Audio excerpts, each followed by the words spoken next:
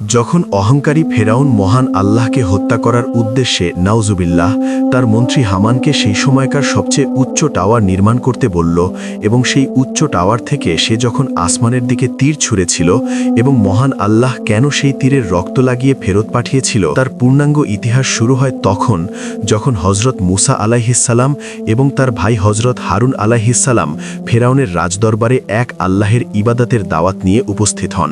মুসা যখন ঘোষণা করলেন যে তার পালনকর্তা আসমানের উপরে আরশে আজিমের মালিক, তখন ফেরাউন দম্ভের সাথে তা অস্বীকার করে এবং মুসাকে সাধারণ মানুষের সামনে মিথ্যেবাদী প্রমাণ করার এক কোটি ষড়যন্ত্রে লিপ্ত হয়। সে তার মন্ত্রী হামানকে আদেশ দেয় মাটি পুড়িয়ে ইট তৈরি করে এমন এক সুউচ্চ টাওয়ার নির্মাণ করতে যা আগে কেউ কখনো দেখেনি, যাতে সে নিজে আসমানে উঠে মুসার ইলাহকে উকি দিয়ে দেখতে পারে। হামান কয়েক হাজার শ্রমিক খাটিয়ে দিনরাত পরিশ্রম করে এক অবিশ্বাস্য উচ্চতার স্তম্ভ তৈরি করল এবং যখন সেই আকাশ ছোঁয়া টাওয়ারটি প্রস্তুত হল, ফেরাউন দম্ভের সাথে তার চূড়ায় আরোহণ করে আসমানের দিকে তীর নিক্ষেপ করল। মহান আল্লাহ তাকে চরম ফিতনা বা পরীক্ষায় ফেলার জন্য কুদরতিভাবে সেই তীরের রক্ত মাখিয়ে ফেরত পাঠালেন, যাতে তার পতন আরও ভয়াবহ হয়। তীরের মাথায় রক্ত দেখে ফেরাউন উন্মত্তের মতো চিৎকার করে নিচে নেমে এসে তার প্রজাদের কাছে দাবি করতে লাগল যে সে মুসার ইলাহকে হত্যা করেছে, নাউজুবিল্লাহ। কিন্তু ফেরাউনের এই ধৃষ্টতা যখন সীমা লঙ্ঘন করল, তখন আল্লাহর নির্দেশে হজরত জিব্রাইল আলাইহিসসালাম আবির্ভূত হলেন